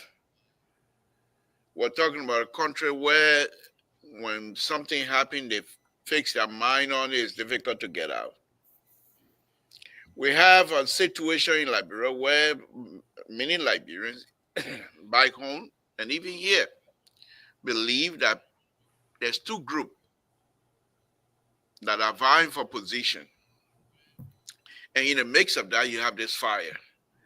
But most of the investigation and most of the other stuff, according to the mindset of Liberian, seem to be focusing on one group and leaving another group out, according to their mindset now. From what I've been reading on the social media as well. Do you think the Justice Department, by him wagging his finger that day and saying what he can do and what he cannot do, that nobody should test his resolve and what have you, you think Liberians have the capacity to understand that these people have a job to do and that they must do their job freely, and that they also believe they will do their job without fear or favor? But do you think we have that within us to understand? Yeah, liberal. The Liberian people are not stupid. You know, they say nobody's stupid here, right? I think they understand you when you're doing your job impartially. They will appreciate you for what you know. Yeah, the justice minister, he has a job to do, but how is he doing the job? You know, look, these people. If you are a person of interest, you are not a suspect. A person of interest sometimes can even turn a witness to help the investigation. You're not charged with any crime, but they're treating these people of interest as if they're criminals, and that is wrong. And the Liberian people are seeing through all of this. The mobile man who they're quoting and all of that, he is a person of interest. Did they treat him the way they treated the other people? No. We only got to read about him in the newspapers because he was giving a cushy treatment and taking into the court or whatever it is.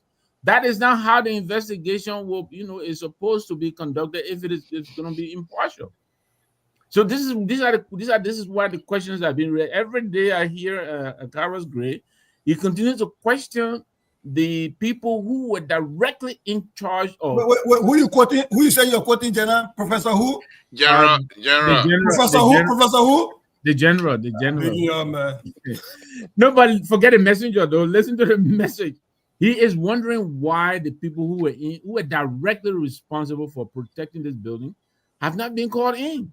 The people who had the keys to this building, the Wilson man who had the keys to this building. How is it that he can be looked upon as protecting the building? He had a key, but he couldn't do anything to harm the building. And then, Caesar comes in and he has petrol and all of that, and we believe in him over this guy. How do we make that determination? He could be, for all we know, he could be telling the truth. But it seems as though the treatment that is being given these two sides is what is raising the questions. There is you don't need to dig any deeper to see the partiality that they are employing here. So we're talking about the investigation. Like I said, they've been clawing all over the place. They grabbed this one, I think it was Terry who were talking about you start with the lowest hanging fruit. Yeah, of course. It's the lowest hanging fruit because it should be easy to prove. But even the lowest of hanging fruits, they haven't been able to prove anything. How is it they will be able to prove the difficult one? How? They have nothing. They're just fishing. Thank you. They're fishing. They have nothing. And let me go back quickly to, I think it was Cece who mentioned George Weah, the auditor and the girl. A lot of us believe that George Weah himself, his statement was reckless. It was irresponsible. The report said the people had sent in a car with them. But because he made that nonsensical statement, my best friend Musadin was compelled. What did he say? Carbon monoxide poisoning, right? That's what they made us to believe. But there could have been a lot of other things that they could have done to tell us, to prove the assertion. We weren't convinced. And that is that. Now, because we say, we are messed up, so therefore, if Bob got messed up, we should also say the same thing. I think the president's statement, it prejudiced the way he presented himself. And, our presidency in Liberia, it's an imperial presidency. The president is always right. Even the justice minister, whose responsibility is to look in the eye of the president and tell him, no, you're wrong. Our justice minister can hardly do that. Nobody can stand up to the president and say, Mr. President, the way you said it is wrong. But everybody is doing their best to make the president's statement come true. I think therein lies our problem. Thank you. Folks, again, if you're listening, Samson told I brought up the rope. Folks, panelists, we'll be right back here. Let me play this a little bit more and we'll be right back.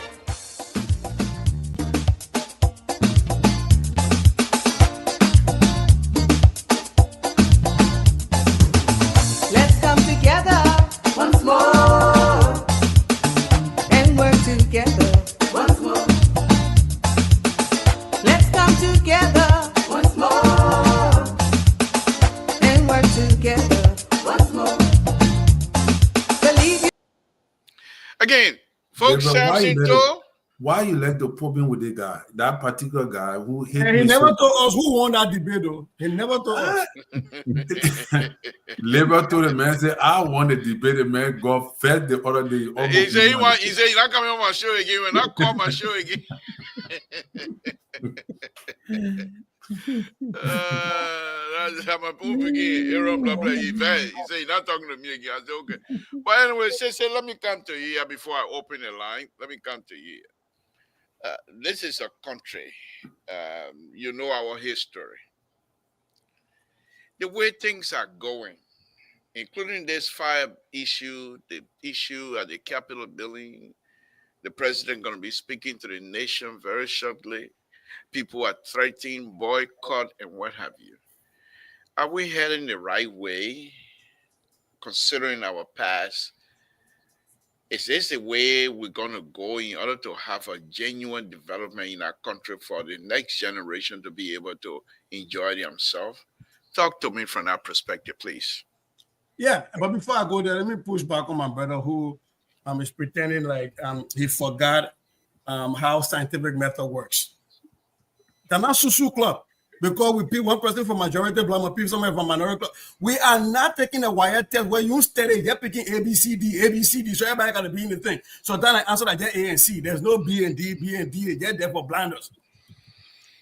And so to tell me that the Capitol building got burned, There are people doing investigation, and they are calling on people based on the information they are getting. They say, how about they didn't call out, sir?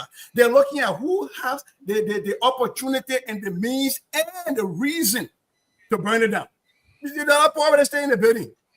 So we don't have the evidence for that. And this is where the able lawyers of these people will be called in, and they can share light. And sometimes people can accuse somebody of being a murderer. They can say, "Oh, there's another person." You show the proof. You come out and show facts that could lead to that person. That's what we're waiting for. But we don't have the time to be doing susu yet. Now, nobody time you eat today, tomorrow eat. And my brother, thank you for quoting Professor Akara's grade. But until that general can reclaim his territory that he was captured in and knocked down and dragged, and let him go by and go teach literature where he doesn't know simile. But he said it himself, so you're welcome to come. Look, let me tell you this. We are going the right way. In a democratic society, people ought to be able to protest, whatever. Yeah, my sister Esther, I see it, we wish something. I keep saying on that place here, if you not witchcraft, don't be scared for that hunting. For me, them are hunt witches. Tambo in Novaka needs to hunt witches. He used to go around from place to place, catching people that are doing witchcraft. You want to be hunted, don't be a witch. We don't want a witchcraft society. So all the witches, including people that can burn down state building, should be hunted. We said that, look, we are leading the right way. We should move away from this. I don't want to use the word on this platform where people will commit crime and we say, "Oh, that's also we're scared. Let's keep the peace." You have gone ahead and acted in a way that affect the peace. Why is it on all of us to try to keep the peace that you were trying to break? If people are burned down a capital, a public property, they should be held to account. And if people want to go and protest, there should always be a reason to protest. I don't even know why we can get president and speaking and put on protest. There should always be a protest anytime any president speaking, because there's no president that's going to be 100% accurate on everything.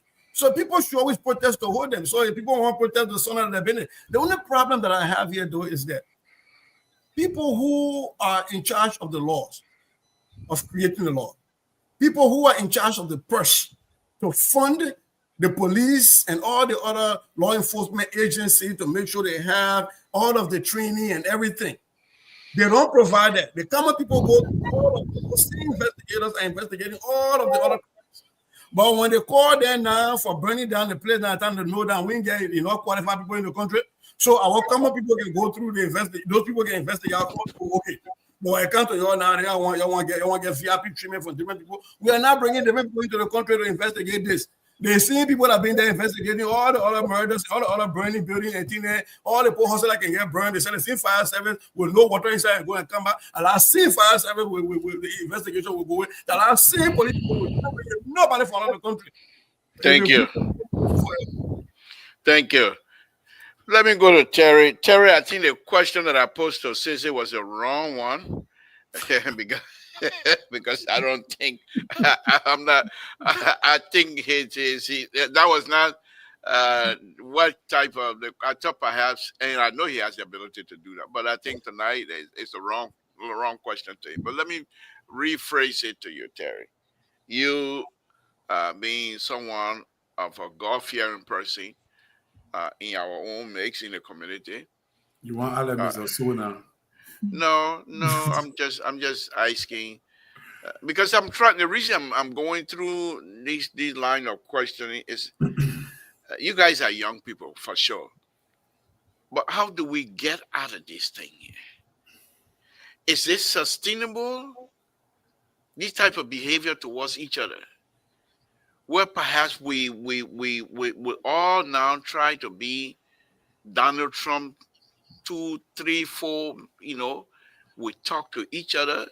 We're doing it with smile on our faces. But we speak about each other as though they don't exist. Is it sustainable? Talk to me, Terry. This is sustainable in politics. Like one guy I listen to from Gambia all the time, he said politicians do not need to reconcile.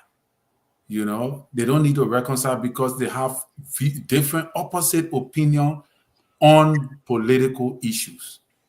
And I agree with him because you see, this is politics. If you're not able to politics, get out of the kitchen. All right. That what made today Donald Trump is president because the Democrat did not have the candidate to put against him to contest. So you have to be able to engage. But one of the problems we have, especially on this particular issue we're discussing right now, is the sentiment of the Liberian people that makes people to walk away with impunity when a crime is committed. We always like to say, prosecute the man. When the man do the thing, let the people, even the corrupting we're talking here. If the government start to take all those people that stole the money under President Weah and start putting them in jail, plenty of people, the Liberians, they will be crying and plenty of people will go against it. That is the reason why we have people in our society who walk away with impunity, because we feel sorry for the people who can steal our money. Because the way they can look when they steal the money, after they steal the money, new government can, the way they look. That is the same thing happening now here. Those guys who burned down the Capitol is using the sympathy of the Liberian people to avoid persecution. And we will be the very same people that will see the evidence and will say, no, the person did not commit the crime because of politics and because of sympathy. Like what you're saying now, I already sense the sympathy in your voice from the way you're talking. Is that how we should treat our people? That is sympathy. But you know what made America strong?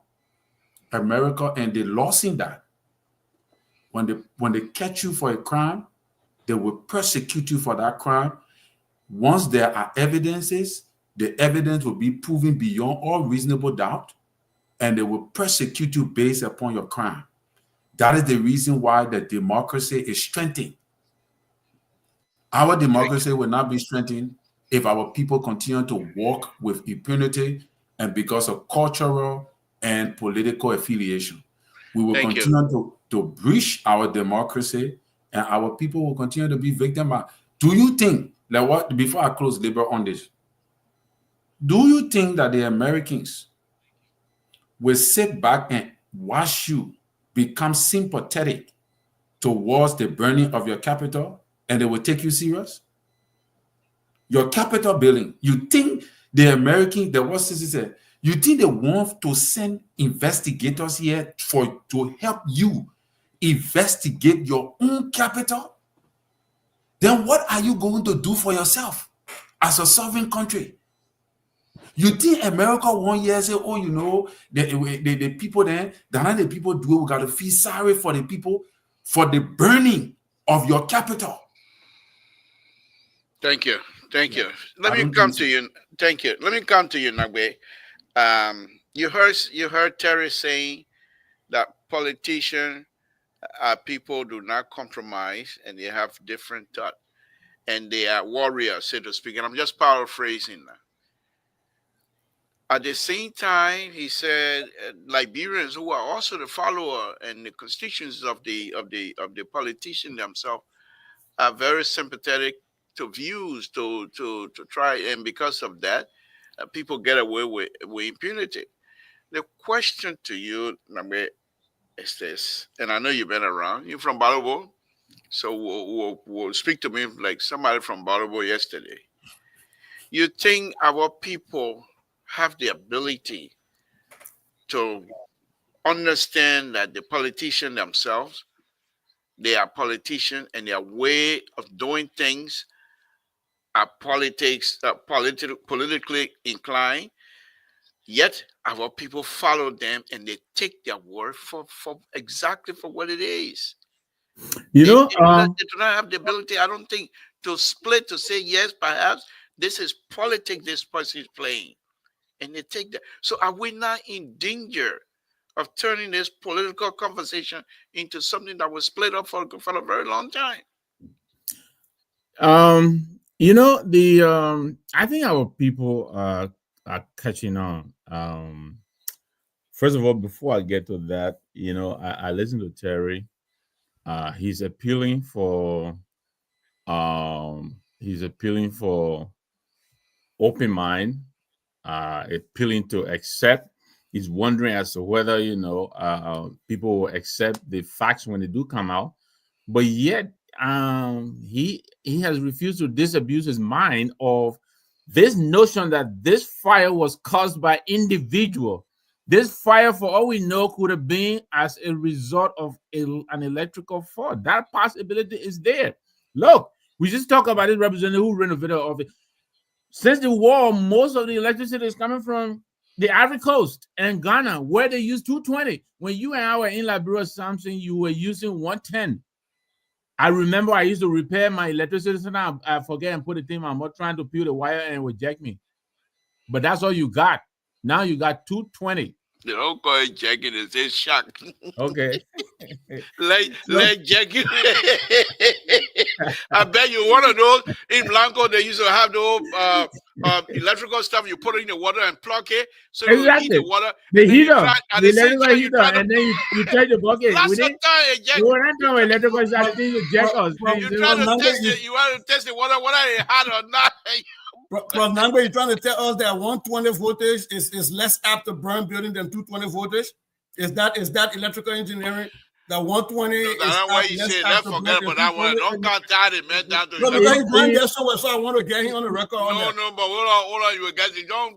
Okay, well, for what I know, I'm not an engineer, but I know if you're bringing the two systems together, you got to bring a step down or step up transformer. You got to make sure to convert one to the other so that it will be palatable to the infrastructure that you have. So you're saying they don't do step because you come from 220, come to 110. They don't do step down. They just come and connect. I don't think they did that in the Capitol building. Is what the last 20 years, like just right now, it didn't step down, so they burn the building. You just show the panel boxes the man who are pouring the Goa come through there. Because no step down, they say pooh. So you have people in the building. I'm there. They put it to the fire one no Goa. So neighbor, you join CC now with the pass out Goa Bini. No, the way you talk, no step down because the power that coming in is so much. You gotta have some sort of a slow down and move. That's what I'm trying to say. But they don't have it. You go full. So that possibility is there. But let me say this to whether our people can discern now whether they've been taken. I think, look, my cousin, JT Anangwe, this is not me, but he said to me one of the best things that came out of President Weah being defeated is even the president know now that when you are elected and you don't perform, the people now have the capacity to tell you, say, you know what, go and sit down a little bit, go and take a rest. And if you look in the legislature, the return rate there, I think it's less than 2%. Because the people they're catching on. So I think our people know they will take your fiamomo and give you the opportunity. But if you cannot perform, they will withdraw it. I think we're slowly getting to that stage. And I think that's a good thing. It is a good thing that politicians will now know that our people now know to hold them accountable. Yes, you may buy their voter card and order that and get yourself voted in. But if you don't perform, I think they're proving that, yes, they can tell you, you know what, you need a vacation, go and take a break. So I think our people will understand when they know. Let me ask you there before I throw the number out there, number. You being a chemical engineer or chemical person, have you gone to Balobo and visited some of the forest and take your chemical instrument in the forest to do some testing with believe and things like that? All the kind of thing there. Have you done those things or ever even run your mind? Yeah, I just want to what you want to Kojorobo. I mean, I want our chemical maker. I want to. But you see, a biochemist, there are different kind of. Yeah, but don't can't define anything. We know he came in and said whether he does or that we know. So let me tell you, I grew up in Barabo. The last time I actually went in the forest was probably around 76, 75. But the last time I was in Barabo was 83. That was the last time I was there. You ain't got a long. Next time we'll ask you for the long form of birth certificate. 1976? What? Terry was not even born at that time. That's right. Terry was still, But to come to the question on the table, though, I think the attempt by this team to politicize this whole fire thing, just like they're politicizing everything else, I think it will blow back in their faces. because people are not seeing through all of these things. Every attempt they make, it fails. You will remember that the following day, Safoko, just for being a person of interest, they sent 2 truckloads to go and bring him. A person of interest. How do you do that? So let's hope that like Terry is hoping, let's hope that they will be able to finally peel the things away and come out to the So I real forgot interest were high. So I had to say all that people Okay, that folks. interest rate were too high. Okay. The number is up. Give us a call if you care to participate in the conversation this evening. With me, I have Terry Collins. I have Sissy Goyer. I have Victor Nambe. We're having some serious conversation this evening, and I think I'm enjoying myself tonight with these brilliant sons of Liberia, living in the diaspora, but still talking as though we're just coming from Liberia yesterday. I love that. The old man, he didn't go to the forest since 1976, but when he says, he's I'm from Balobo. So, but that's what we do. But anyhow, let me tomorrow. Tomorrow we're going to be joining Mr. Soul. The tabata will be a little bit different, but next week, let me start something of the last few minutes we have here, and let's close on that, by the way. Okay, excuse me. Let me take this call here, please, guys. Samson told Labra Public, what's your name? Where you're calling from? What's on your mind? Hey, good evening, Mr. To. How you doing? Thank you. Thank you for the show tonight, Mr. To. Concerning the burning or the capture building, I don't want for to be so quick to come up with a conclusion that this was done by electrical or was done by a group of people. Because the fact that the matter, that building got burned, and there are a lot of information are coming up, and people are not giving the investigator the chance to come up with their conclusion. I don't think we are doing right in this something yet. And the building got burned. The building is owned by the Liberian government. Like Liberian people taxpayer money in that building. And the building got burned. And people are defending certain group of people. I don't think it's right. Even the people from the majority group or minority group, and therefore getting the investigation, then they feel the full weight. Instead of getting to be defending another group or the other group, why they don't call the other group? You think the people that are doing the investigation, they are not right in their mind? Because if we look at the police, when I said that the police is not fair, they see police when United Party took over, the 3 missing ball, the investigation that was done by the past police IG, they confirm the same information. Then you are nothing contrary for it. So when you say that the police IG is a CDC police IG, but if we have like real profession that they're doing their job, don't get them the chance. If there's any error at the end of the day, they will find themselves guilty. Because people that they are accusing, they get their own lawyer. So they'll get their lawyer in chain, they'll get the investigator in chain, then they come out with their money. And my last point I want to make that getting me concerned is the minister from the MDR, the youth chair, and the other guy from the Ministry of Labor. What is going on? Because we just no more now. They decide to get rid of all the MDR employee in the government. I don't think we are proceeding right. If we want for the government to succeed, forget about what's the comment that somebody made. Because Luther Tappen, who the chairman for the United Party, went to policy and went to the president or resident and made out a statement over there that was not sounding well. What did you make Luther Tappen? So because from United Party, what do you make? There's no Queen Josie, the statement she made. I don't think we are proceeding right. If the government wants to succeed, because you cannot be a Rudy government and continue to bring trouble in your own government. You bring it trouble to your own doorstep. We are not proceeding rightly. Thank you. So I agree. I agree with his second point. I think what is going on with the MDR thing is kind of concerning. But let me go back to his first point. We need to get an investigator chance. They're not giving themselves chance.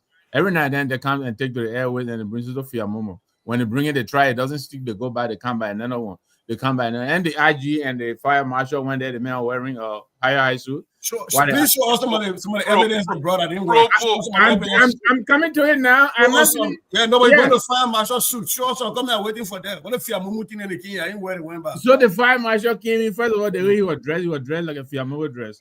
Okay, that's the first thing. Okay, now what is the evidence they brought? They had to go back. Mr. Go ahead, let him speak. Then the fire marshal is standing there. The IG, who has absolutely no training in fire investigation, he is telling us the kinds of smoke that he saw on the scene. Based on this kind of smoke, this is what we think happened. For all we knew, we thought this man was at the Vatican trying to give us a new pope, giving us the various type of smoke and all of that. That is not his job. That is not his job. You could also see the body language of the fire chief. Let me take it. No, don't do that. Please hold on. Let Mr. Veta finish because Mr. Nambe has managed to catch his share in the neck. He's fighting to get a hole for your throat, but we'll stay there. Hold on, we're running a show. Hold on, we'll do it right. I hope we stay your throat. Yeah. Okay. Nambe will come back to you. Nambe will come back to you. Let me take this other caller. Caller, good evening, Samson to La Bro Public Radio. What's your name? Where you're calling from? What's on your mind? I can hear you. Huh? Can you hear me? Where your name? Wilton Kepler, the great independent. So, thank you so much for the show. He finished eating every babla over there in Connecticut. Then he say he independent. Go ahead. No, great show, great conversation. But sometimes I wonder. I don't want to be attacking my brother Terry. He's a panelist and a raving and all that. But you're not attacking you. I just want to put it out there like that. You gotta be logical when you come to the conversation. We said it before on this platform that people only looking for individual. When the president came and said, in his own word, there were people that are responsible for that thing, that bring the play, thugs or hooligans. We told the audience on this show that prior to this, the actual fire incident that got the John Chamber or wherever, there was an electrical fire that happened. Spoon TV were right there with broad daylight, work time, when they showed the panel on fire. And Terry come and say, "Oh, they're bringing new picture. Why they bringing the picture now?" No, those things were all. It happened prior to, I think, that was low. 8 days prior to the actual fire.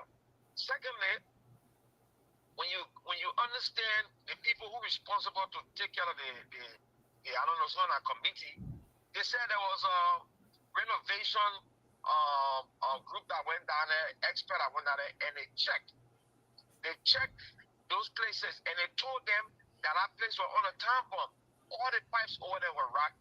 All the wires that ran through the pipe, they were all rocked, and they were sitting on time bomb. Where you get our information from on time bomb? So they spark up there, the electrical thing. You see these things and lies there. What they're fine. You can't just jump on and put the blame on somebody that, you saw the person with gas, or because the president said that this whole thing was done by hooligans, so the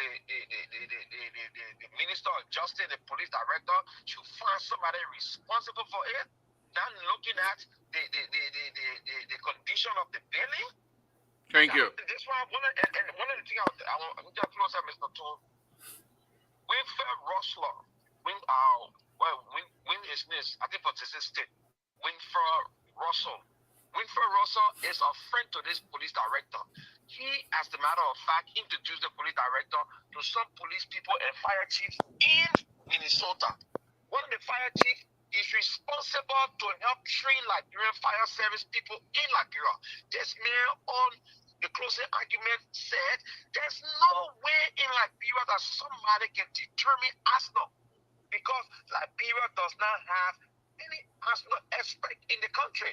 They have never trained Liberians in Liberia to become an asthma expert. Thank you. So there's no way you can determine that. Thank you. They can't join the conclusion. Thank you. Thank you very much. Thank you. So it's okay, Lebro. I think Mr. Ogoya is. Let's do this. He's upset tonight because no. Real quick, because when the propaganda is not too good, They throw it around. You ask them more questions. You see how Mr. Nangbe went to the dress code and everything. I don't know. Standing there for mumu. You can't use it for mumu. What we call it? Throw a hook in your throat. What's Okay. that? You just throw the hook. Let's There go was ahead no and we'll hook. come to There you. was no hook. Sensei Let me will go come to to you. Keto. No, please, let me go to Keto because Keto Okay, call go ahead. out. Let me go to Keto. The first problem is, Keto, I think you try to get your conscience, but you left some state to CDC headquarters. You don't get all of them back here. The problem here is that if you have evidence that somebody told people to sit down on a powder keg, on a town bomb, won't that come out in the court? Won't that report have been built to Fonati Kofa? Won't there be in Fonati's interest to give to these guys that were surrounding him that are being charged? But you're like too much, you're going into a war room and simply looking for that part chat that didn't make no sense during election time. It's the same place this evidence is coming from. And on the issue of Wilfred Russell is a personal friend of mine in Brooklyn Park. Russell cannot tell you for a fact what training people got in Liberia, didn't get in Liberia. And Russell cannot tell you that he, as an individual, was the one that got a fire chief to go to train Liberian people. Because I work with Russell here around on the city council. So don't transport Russell in here. Because that is not a fact. And you seditionists have a way of taking things and turning it around. Wilfred Russell did not tell you that because I listened to that show. So let's stop that. Let's stop throwing people on the bus. We'll come back. Well, let me ask you this. Let me ask you this then. No, Where hold is the? on, guys. Hold on. No, guys. just a second, Lebron. Just give me 5 seconds. Hold on now. Just give me 5 seconds. Just hold on one guy. Please. Let's try to wrap this thing up here because we'll be out of here in about 9 minutes. So, okay. Let's go ahead. Let's wrap it up. Do your wrapping. Do your conclusion. If you have a question or whatever, wrap everything up so that we can get out of here by 9 minutes, please. Thank you, Lebron. I think great show tonight. I enjoyed being here. But, let me ask my fellow mathematician who really is supposed to always follow the facts. Where are the investigations that rule out the possibility that this fire could have been caused by an electrical fault? Where is that report that ruled that out? Where is the investigation? And how did they arrive at the conclusion that this is arson? Where are the facts they gave you to support that claim? I don't see it beside the color of smoke that the IG came on the TV and talked about. Where are the facts to support this claim? Before you got on the show, even the Liberal was displaying photos here of the electrical boxes, I think 2 of them, that got touched just about a week or 2 prior to this incident. How is it not possible that this was another fire incident, another electrical incident? So they have to convince us that, yes, we have investigated the probability that this could have been an electrical problem, but we've concluded it is not because of A, B, and C. And now we have 1, 2, and 3 in our possession as evidence, and therefore we're now concluding this is arson. They don't have it. They don't even have suspect. They can't charge anybody because they don't have the facts. All they have are people of interest and treating them like suspect. I leave it there. Thank you. Terry, let's hear from you, and then of course Cece will take us home. Yeah. First of all, people of interest can also become suspects based upon the term. Then that's the next level. You got to have a reason to move it. You spoke. You say anything. Let him speak. People of interest can become. We're not infallible right now. Can become suspects based upon the lead of evidence. So, and there is a report that tells you both by the chief of fire, the director of the fire service, and the IG told you that this is caused by arson. All right. That what Evans is saying, not arson or telling or what he need or Keto, that this is not arsenal, but this is arson. It's not. Let Evans sit down when we're ready to open a bar where you will ask Evans to come play for us. Evans has left the town, so let him sit down there. So, Libra, and we have to understand something, right? It is not the man's clothes that determine his expertise. The man is an expert. It has been proven by his credential. So don't disqualify his credential because of his appearance. That would be unprofessional. I want to believe that we need to give these people the opportunity to fail. If you claim that they fail, if you claim that it's an electrical default, it's an electrical fault, then Mr. Victor, prove to us that it is. And we will live with it. But don't can show us 2 bars here, what labor get 2 bars in different location of the building where nothing was damaged. The fire did not come from there. That was a different day. And meanwhile, on another day, the fire occurred in the joint chambers where the majority black was having the session. So it's obvious that we have to give the investigators, and you said something very profound, that, oh, why the people have not brought people yet, they are not arrested, because investigation, they have to have sufficient evidence before they start to initiate arrest. Because when you initiating arrest, that means you are sure of the evidence that you have and you are about now to forward it to court. And I don't want to believe that the government want to go to court and lose this case. So they're going to pile up all the evidences before they start to make some attempts. So we have to allow it. It will not be done in 2 days, 1 day. We got to give them the chance. And to be honest with you, I must praise them. That's why I'm praising them today. I'm praising them today because they did something very profound. The information minister today was on Spoon FM. He gave enough and sufficient. He engaged the public. The justice minister was on OK FM. He allowed for those guys to open the line, and he was bombarded.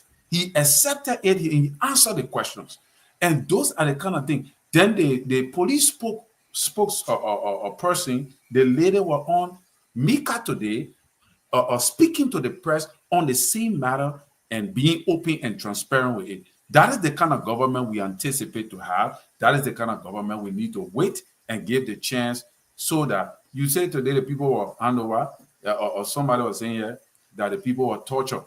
I think it was Esther. Can you show us any evidence of torture? Can you show us any medical record that proves that these people were on our land too? Can you show us anything that proves that these people were tortured? Because somebody I have to tell you, I have to show you any evidence. The people say they were tortured. I said they were tortured. Oh, so you believe the people, but you don't believe the police too, that say that these people, the other people then that put us onto the plate, you don't believe that record. But you only believe the people who say were tortured. But I was saying that, so you believe the people who are not expertise, who say they were tortured, where even though we don't see no bruises, they have not presented no medical record, you believe them, but you don't believe the government who is giving you proof that there was arson. That's why I say the whole thing, it will be difficult. What a proof, Terry? They have the burden of proof, Terry. They have a greater burden of proof. But anyway, go ahead, Terry, wrap it up so I can go to Cesar and you will take us home. Even if the proof is in heaven, is as far as heaven, you will still not believe it.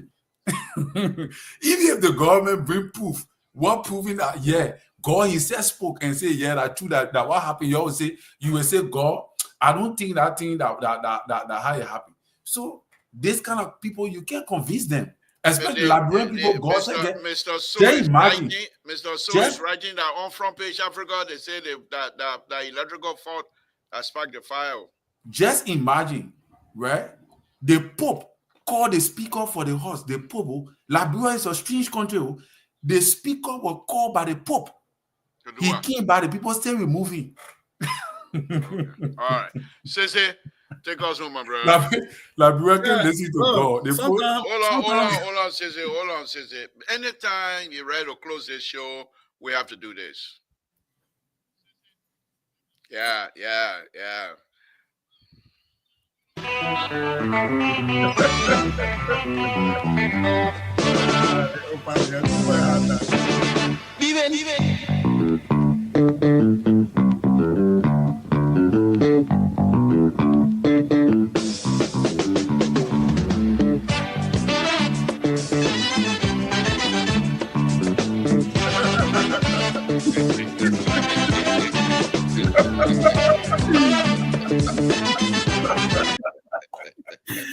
Okay, so I heard now he the one who talk Prophet Keith Marvel.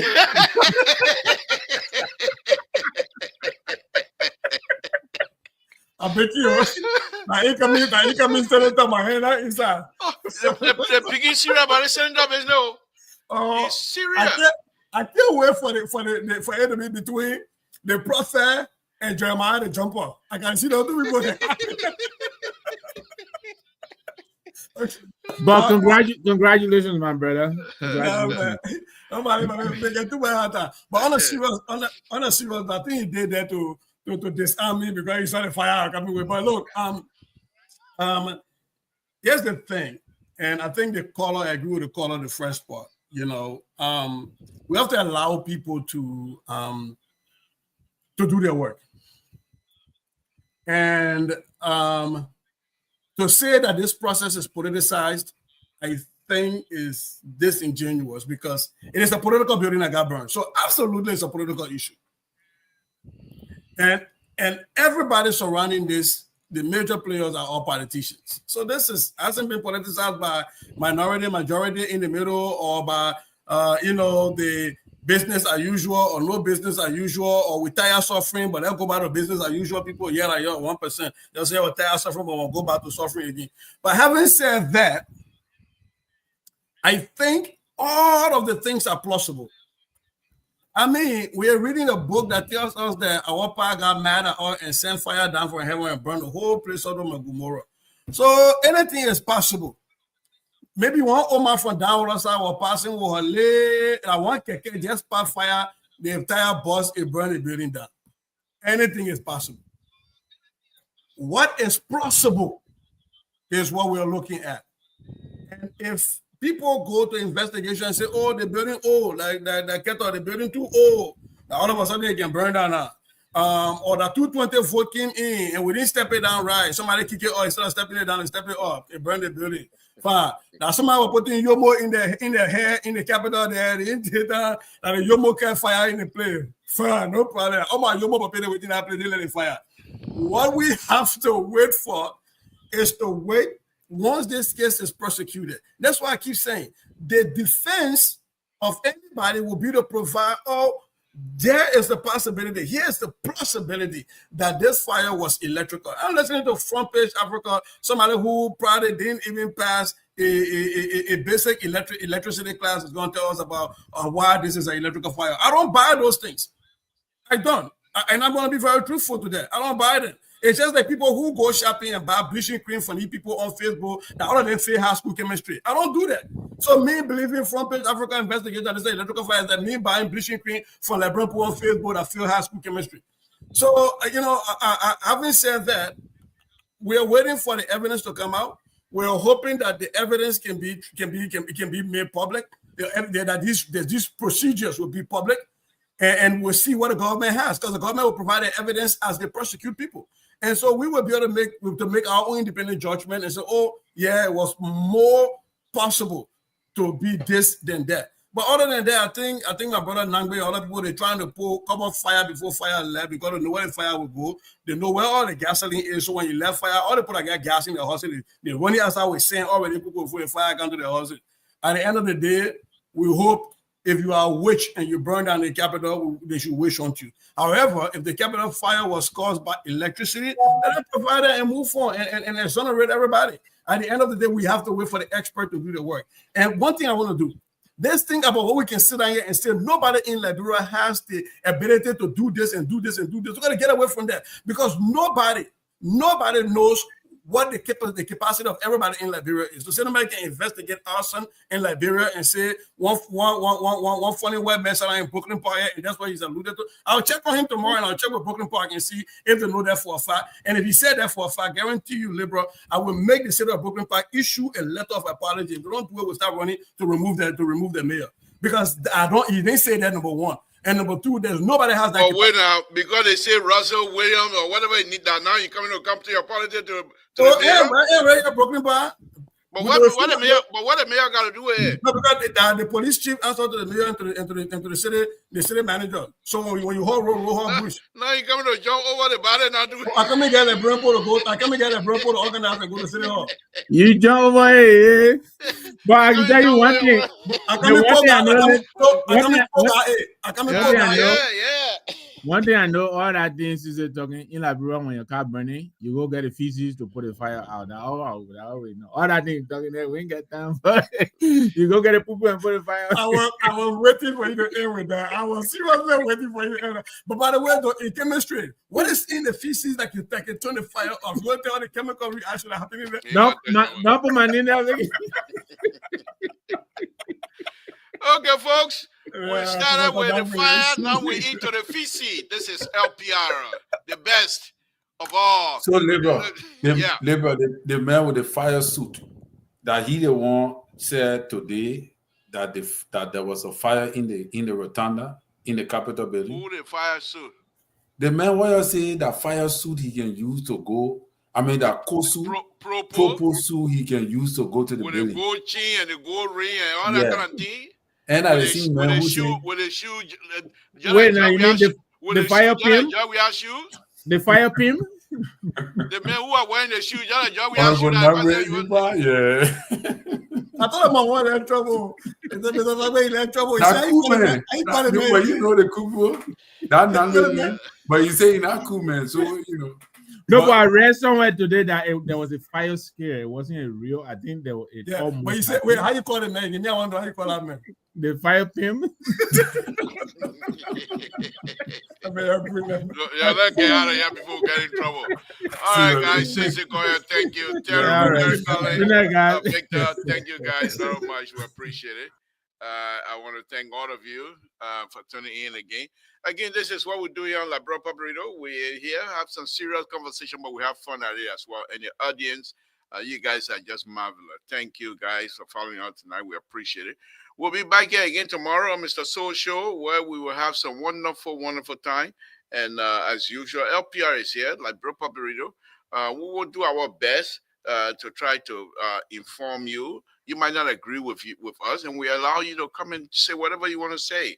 But let us do it with respect and responsibility. Lastly, let's continue to pray for one another. Samson told La Bro Pabrito, I will say good night to all of you. Please stay safe. We will catch you tomorrow or Monday. Tomorrow or Sunday or Monday, we'll catch you one way or the other. Good night, folks.